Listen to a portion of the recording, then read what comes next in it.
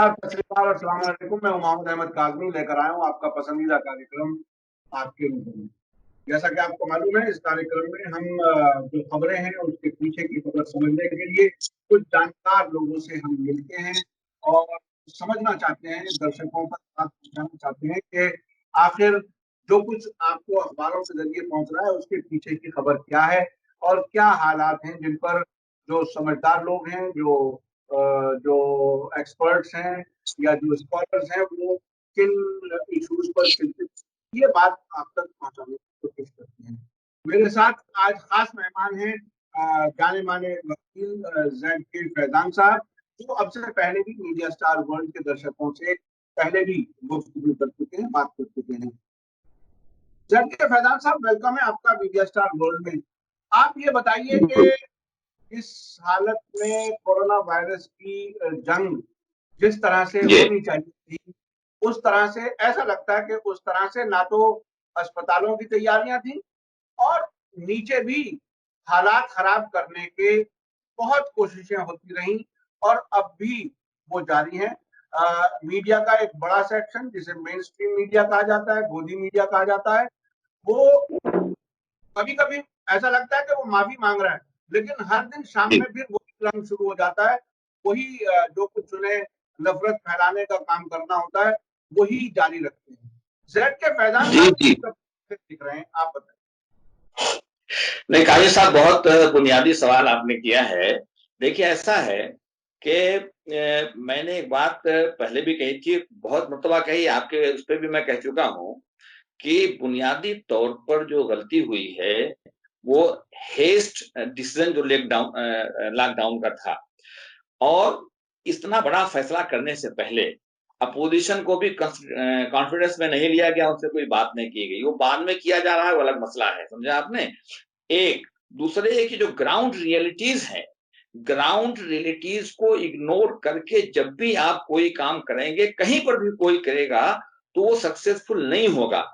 और इसी वजह से ये तमाम परेशानियां सामने आ रही हैं। दुनिया के दूसरे मुल्कों ने, चाहे डेवलप्ड हो चाहे डेवलपिंग कंट्रीज हो, सबने एक टाइम दे करके लॉकडाउन का फैसला किया। नंबर एक। नंबर दो, इस तरह का लॉकडाउन जैसा हमारे मुल्क में हुआ है वैसा नहीं किया गया। लॉकडाउन के पीछे जो मकसद है, ताकि सोशल डिस्टेंसिंग मेंटेन हो, नंबर एक। और नंबर दो, लोग एक दूसरे के करीब और टच में ना आए और इसका बढ़ाव ना हो, यही उसका मकसद होता है। मगर कोई आदमी अगर अकेले यहाँ से वहां भी जा रहा है, उसको डंडे मार रही है, मकसद नहीं है, क्योंकि मकसद क्या है। अब आपने यहाँ पे के साथ लॉकडाउन है। अब करोड़ों मजदूर, लाखों की बात नहीं है, मगर अगर देखें तो करोड़ों हैं जो यहाँ वहां तमाम फंसे हुए हैं। और वो अपने घरों में वक्त किया होता, वो अपने घरों को चले गए होते, गांवों को चले गए होते, सेटिल हो गए होते, फिर आप उसको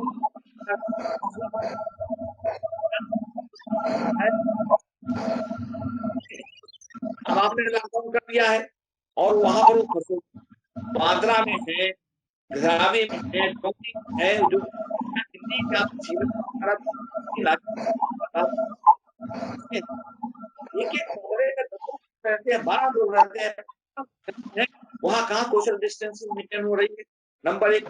नंबर दो, जो आप खिलाते हैं रैन बसेरा और तमाम करके, उस वक्त तक तो डिस्टेंसिंग रहती है, जब कोई खाना होता है, कैमरे पर डालना होता है, सोशल मीडिया पर डालना होता है, उसके बाद कोई नहीं देते, कभी आप जाके देख लीजिए, समझा आपने। ये सूरत हाल है। आपने 500 रुपए भेजा, सारे बैंकों में लाइन लग रही है, लोग एक दूसरे पर गिरे पड़ रहे हैं। तो सब्जी मंडी का आज ही मैं देख रहा था, अभी सब्जी मंडी को दिल्ली सरकार ने तो लॉकडाउन बढ़ा दिया इन्होंने, और उसके बाद कहा कि नहीं साहब, जो रिलैक्सेशन दिया उसको भी हम नहीं मानते, एक हफ्ता कम रखेंगे। तो लेकिन उन्होंने सब्जी मंडी को, तमाम बातों को ध्यान में रखते हुए, सब्जी मंडी को उन्होंने कहा 6 बजे से रात को 10 बजे तक सब्जी मंडी खुलेगी, और उसके बाद 10 बजे के बाद सुबह 6 बजे तक ट्रकों का आना जाना होगा। तो सब्जी मंडी में बिल्कुल मेला लग गया। सेंट्रल गवर्नमेंट ने थोड़ी सी छूट दिया कि साहब मिनिस्टर्स आएंगे और ब्यूरोक्रेट्स आएंगे, उस बहाने, और कुछ दफातर उन्होंने कहा खुलेंगे, तो सेंट्रल ऑफिस ही इतने ज्यादा है। अब दिल्ली और गाजियाबाद के जो जो जो बॉर्डर है, आप देखिए पूरा जाम लगा हुआ है। यही हाल मुंबई में जाम लगा हुआ है। वहां का भी अभी मैं थोड़ी देर पहले टीवी पर देख रहा था, तो ये सूरत हाल है, नंबर एक। नंबर दो, इस कोरोना के नाम पे जो एक जमात का सिलसिला शुरू हो गया, और जमात को लेकर के आज तक, यानी मतलब 25 दिन होने को आ गया, मगर आज भी मैं देख रहा हूँ वो खबरें तमाम जमात के ताल्लुक से हुई जा रही है। और मैं बता दूं, अब भी आपसे बात जो हुई हो रही है, थोड़ी देर पहले, 1 घंटे पहले मेरी डिस्ट्रिक्ट मजिस्ट्रेट जौनपुर से बात हुई। वहां पर, भाई ये बताइए आप, असल में एक इश्तिहार था वो मेरे सामने से गुजरा, जिसमें ये था कि जमात का पता देने वालों, कोई आदमी कोरोना से अगर इस तरह से है, तो अगर उसका कोई पता बताएगा तो उसको 51 रुपए के इनाम दिया जाएगा। ये अखबार में खबर है, उन्होंने छपवाई है, डीएम का बयान है। तो उसमें जमात एक कॉन्टेक्स्ट में कहा था, तो मैंने उनको फोन करके, और सीक्रेट रखा जाएगा, तो मैंने फोन से बात किया। मैंने कहा कि ये इनाम जो है वो जमात वालों के लिए ही है, सबके लिए है। कोई अगर हम बताते हैं किसी आदमी को जो कोरोना पॉजिटिव है और छिपा हुआ है, या उसको इस तरह के सिम्टम्स हैं, तो उन्होंने कहा नहीं, सिर्फ जमात। इस तरह के इश्तहारात जो हैं, पोस्टर्स निकाले गए हैं आजमगढ़ में और दूसरी जगहों पर, समझा आपने। तो ये सूरत हाल है, कहाँ तक इस जहर को घोल रहे हैं।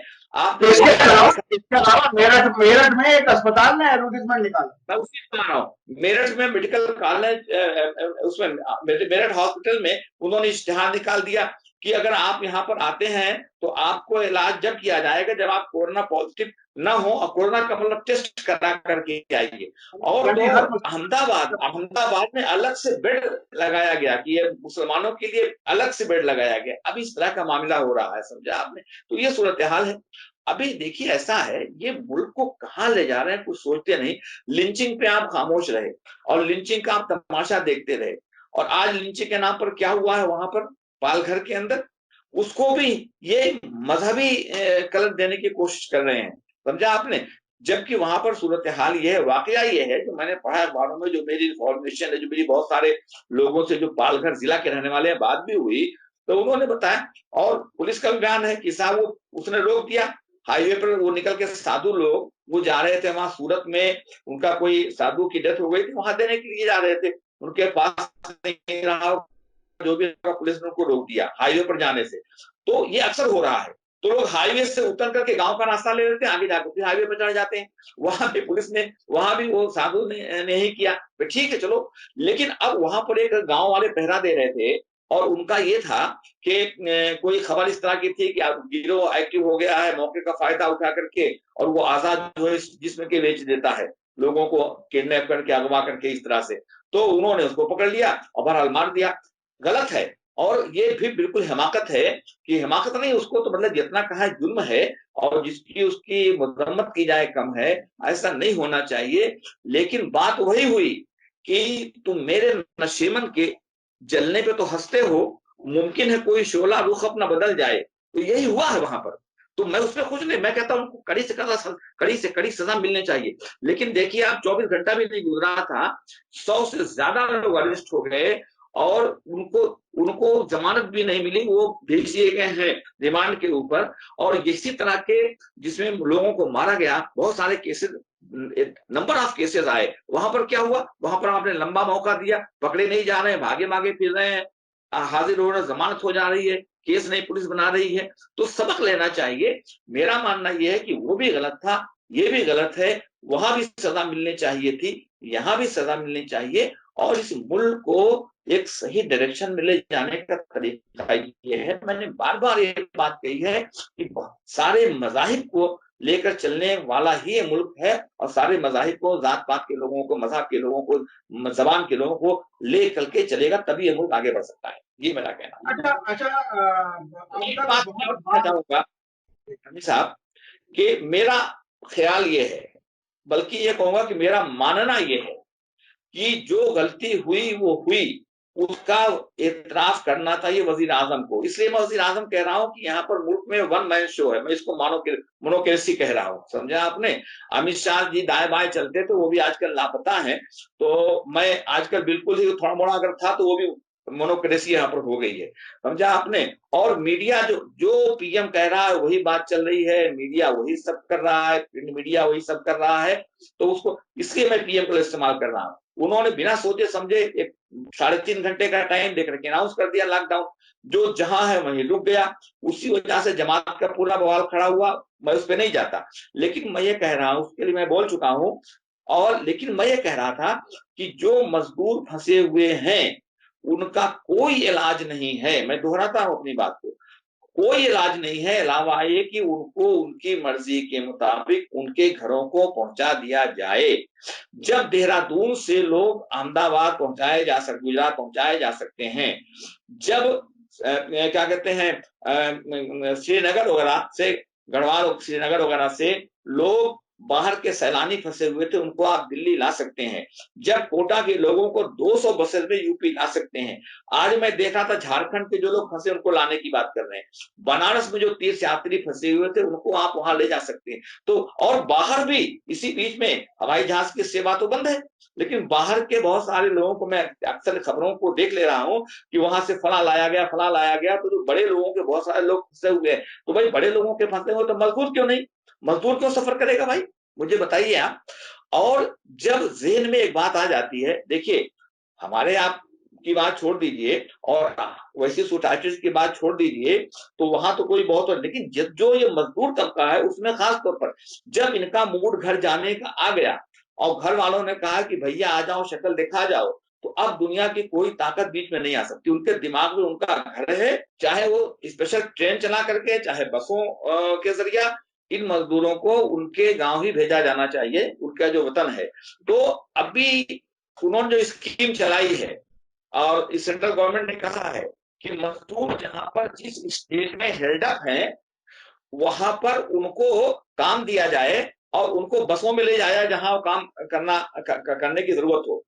ये सब इम्प्रैक्टिकल बातें हैं, ये सब ना होने वाली बातें हैं, ये सब और क्यास पैदा करेंगी, नंबर एक। नंबर दो, जब मैंने शुरू में बात कही कि ग्राउंड रियलिटीज हमारे मुल्क की क्या है, इसको हमेशा रखना चाहिए ध्यान में। आपकी जानकारी मैं रिकॉर्ड पे कह रहा हूं, एकदम रिश्वतखोरी का बाजार गर्म है, बदउनवानी का बाजार गर्म है। डिसास्टर मैनेजमेंट के ताल्लुक से जब कोई इस तरह का कोई भी मामला होता है, बाढ़ वगैरह का हो या इस तरह का, ये तो बहुत ही बड़ा मामला है, ये तो बहुत ही बड़ा मामला है। इसमें ना कोई हिसाब है ना कोई किताब है। लोग क्वारंटाइन में रखे गए किसी स्कूल के अंदर, मान लीजिए अगर वहां पर 100 आदमी, तो हो क्या रहा है कि उनको खाना पहुंचाने का काम, सामान, पहली बात तो उनको क्या मिल रहा है वो तो आप समझ सकते हैं। दूसरी बात है जो कुछ भी मिल रहा है वो किसी से कह दिया कि तुम तेल पहुंचा दो, एसडीएम ने किसी से कह दिया तुम आटा पहुंचा दो, सामान इस तरह से कह के तहसीलदार, एसडीएम, जो भी ऑफिसर हैं ले आते हैं और बाद में सारा बिल बना के उनके जेब में जाएगा। ये तो वॉलंटरी ऑर्गेनाइजेशंस हैं कुछ जो काम कर रही है। दिल्ली में इतना कुछ हो रहा है। आप, मैं अभी कल परसों देख रहा था अखबार के अंदर, परसों की बात है, अखबार में था एक केजरीवाल का बयान, बाकायदा उन्होंने खुद कहा कि 71,000 लोगों को राशन दिया गया, लाख, सॉरी, 71 लाख लोगों को राशन दिल्ली में दिया गया है। 7 लाख लोगों को खाना खिलाया जा रहा है। 7 लाख लोगों को कहाँ खिलाया जा रहा है? मेरे गांव के लोग यहाँ पर अभी नांगलोई के अंदर फंसे हुए हैं। मैंने उनसे बात किया, उनके ऊपर उनका बेचारों का आया ना, वो कह खाना लेने कैसे जाए, 4 किलोमीटर दूर पर पहली बात तो लंगर चल रहा है, दूसरी बात है कि हम वहां लेने जाए तो वहां भीड़ मचती है, हंगामा होता, आधे को मिलता है आधे को नहीं मिलता। और अगर हम निकले तो पुलिस डंडा लेके खड़ी है हमको वहां मारने के लिए, रोड के ऊपर हम जाए कैसे?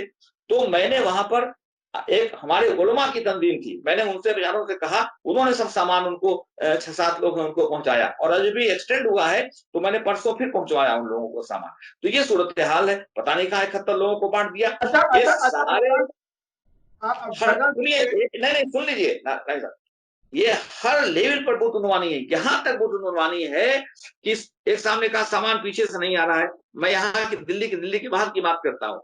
तो उन्होंने, मैंने कहा क्यों, तो बोले कि साहब वो पिकअप वगैरह पे जो आता है, तो मैंने उससे बात किया, उसने कहा साहब हम लाइसेंस बनवाने के लिए, लाइसेंस मेरा मतलब परमिट चाहिए थी हमको कि हम मूव कर रहे हैं। उन्होंने कहा कि साहब पैसा लाइए। रिश्वतखोरी का ये हाल है, आप क्या कह सकते हैं? अच्छा, तो ये ये सब जगह पर, ये जो मुल्क में जिस तरह से क्रिमिनलाइजेशन हुआ कोरोना वायरस, जी इसकी खबरें पूरी दुनिया में जा रही हैं। जी और अभी हाल ही में कुछ अरब मुल्कों से इनडायरेक्टली कहीं कहीं हुकूमत में जो फैमिलीज हैं, जो शाही खानदान है, उनकी तरफ से ये एक तरह का एतराज आ रहा है। और जो मसलन दुबई या सऊदी अरब में भी यहाँ के वहाँ बैठे हुए हैं और मजहब से वो हिंदू हैं, वो भी नफरत का प्रचार करते हुए पकड़े गए हैं। तो इसमें पूरे मुल्क के लिए एक तरह से बड़ी बदनामी हो रही है। नहीं नहीं, ये बहुत और बहुत नुकसानदेह है। इस पूरे खित्ते से बहुत बड़ी रकम हिंदुस्तान को आती है, जो लोग काम करने वहां गए हुए हैं। जी ऐसी जी। हालत ऐसी हालत में ये तो पूरे मुल्क के लिए नुकसानदेह है। आप इसमें पूरे क्या कहना? पूरे मुल्क की बदनामी हो रही है। WHO ने भी, उसने कहा भी कि मजहब की बुनियाद पर आप इसका से इम्तियाज मत कीजिए। समझा आपने? जब वो बेड वगैरह का अलग करने की बात हुई थी, और जो जमात वगैरह को लेकर के अब कोई लिस्ट आती है तो कहते हैं कि कोरोना के 122 मरीज, उसमें 13 जमाती। अब ये बुलेटिन है ये, समझा आपने?